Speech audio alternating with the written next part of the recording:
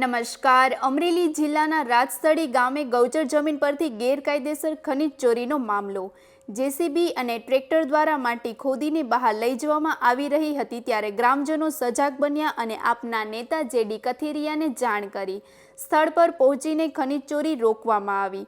JD કથિરિયાએ ચેતવણી આપી છે કે આવી પ્રવૃત્તિ ફરીવાર થશે તો કાયદેસરની કાર્યવાહી કરવામાં આવશે. વધુ સમાચાર માટે જોડાયેલા રહો. RP Gujarat news, Rajkot. JD Kathiria, હું આમ આદમી પાર્ટીમાં અહીંયા મારું ગામ ચાપાથળ છે અને અત્યારે હું આમ આદમી પાર્ટીની અંદર એક સભ્ય છું. આ વિષય છે રાથળી ગામનો.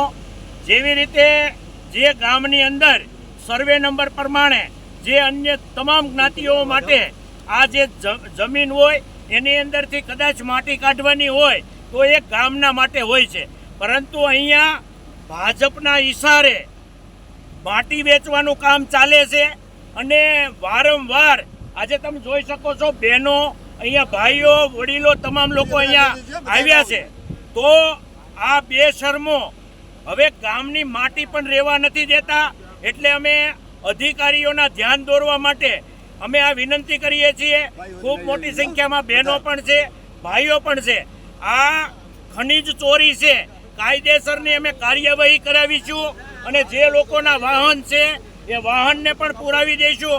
જો આ રાથળી ગામની સીમમાં હવે બીજી વાર આ વાહન અથવા તો કોઈ પણ વસ્તુ દેખાશે તો અમે કાયદેસરની કાર્યવાહી કરીશું. બરાબર છે ને?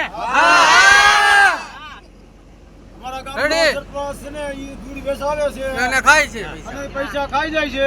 અમારું બધાનું આખા ગામનું એવું કહેવાનું થાય છે. સરપંચ અહીંયા આવતો નથી. હું કામ નથી જવાબ દેતો નથી. હું કારણ નથી દેતો.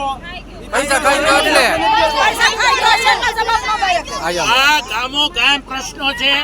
તમામ ગામના લોકોને વિનંતી કરું છું કે જ્યાં પણ આવી તકલીફો હોય, તમારા ગામની માટી ચોરાતી હોય તો અમારી સુધી પહોંચાડજો. 110% ગામની માટી ગામમાં જ રહેવી જોઈએ. એની માટે અમે તમામ લોકો સાથે છીએ.